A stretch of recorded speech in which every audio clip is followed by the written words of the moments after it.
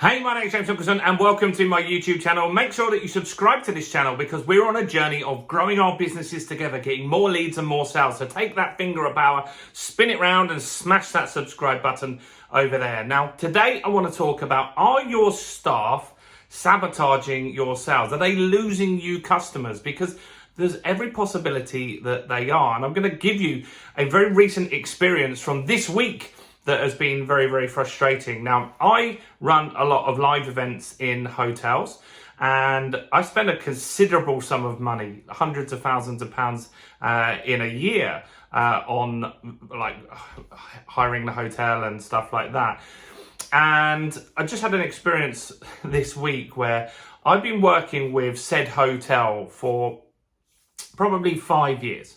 Right, and in that 5 years, I was running 2 events per week at that hotel. Right, so 2 events per week, and we were spending nearly £1,000 on hiring the room each and every time. So that's £2,000 per week, £100,000 a year, £500,000 over 5 years, just with this one hotel, and we use multiple hotels throughout the country. Now that hotel has a policy where each event that you need to do, you have to sign a new contract every time. And I try to get them to just sign them for like a year in one go, or I try and get it for at least a month or a few, because it's quite annoying having to keep signing lots of contracts again and again and again. And I felt that we'd built a relationship up that you know I'm coming, I can pay you ahead of time for the event. I'm out and about busy person,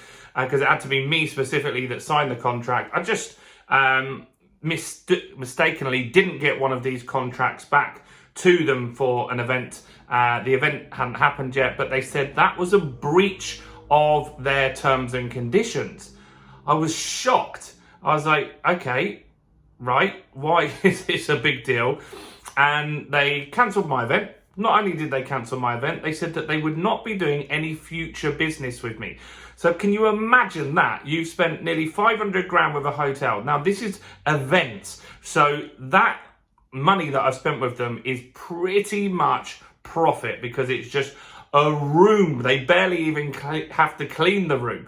It's not like cleaning sheets and stuff like that. It's just space with chairs and someone whizzes around in 30 seconds with a Hoover, probably even if there's not an event on. So it's a very, very profitable part of that business. Now, this person was frustrated that they didn't get the contract back. It's a fairly new member of that team and has now said they don't want me back. And I'm like, are you serious? Do you want to look on your system about how much money I've spent with you in the last 5 years? And they're not bothered.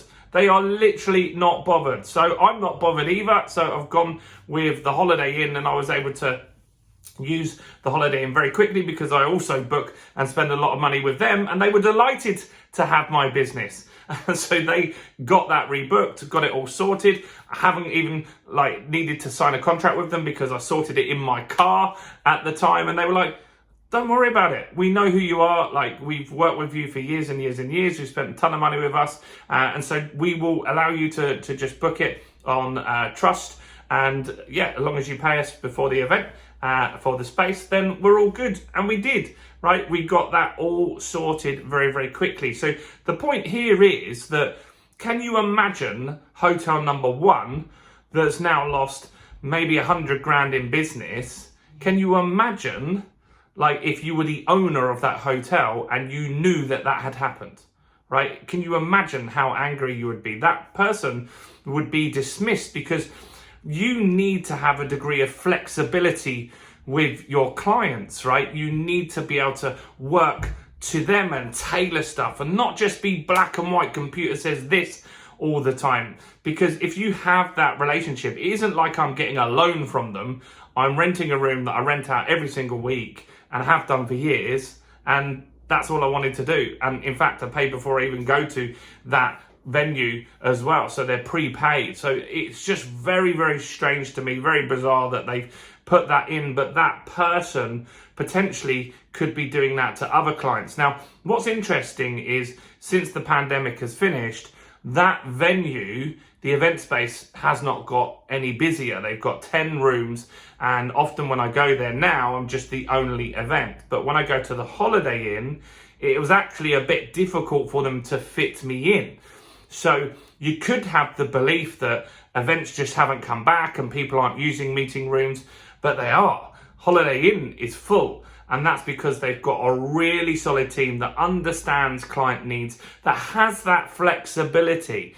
And so what I would do is keep an eye when you have employees and listen to see what is going on. Why maybe you're not getting bookings back? Are you making it difficult for people to spend money with you? Because if you are, then that's going to make it mean that people will be driven elsewhere, because nowadays things are very, very easy to spend money on, and your customers, your clients, they expect it to be easy and not a difficult transaction. They've got many options at the moment.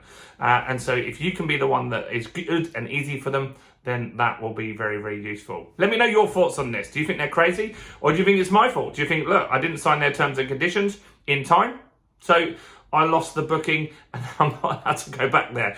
Do you think that's my fault? Or do you think that they should have had that flexibility, looking at that 5-year relationship that we've already had, and knowing that I'm going to go there, I'm going to pay them? I don't know, but maybe I'm in the wrong here. Let me know in the comments. I'd love to know your thoughts on that. Do like this video. That helps with YouTube. And go and check out all the other videos on the channel if you're serious about growing and scaling a business. If you want to grab my free book, Expert Mastery, do grab that in the comments. That will allow you to really get your marketing system sorted. Now, the next step, go and watch this video here.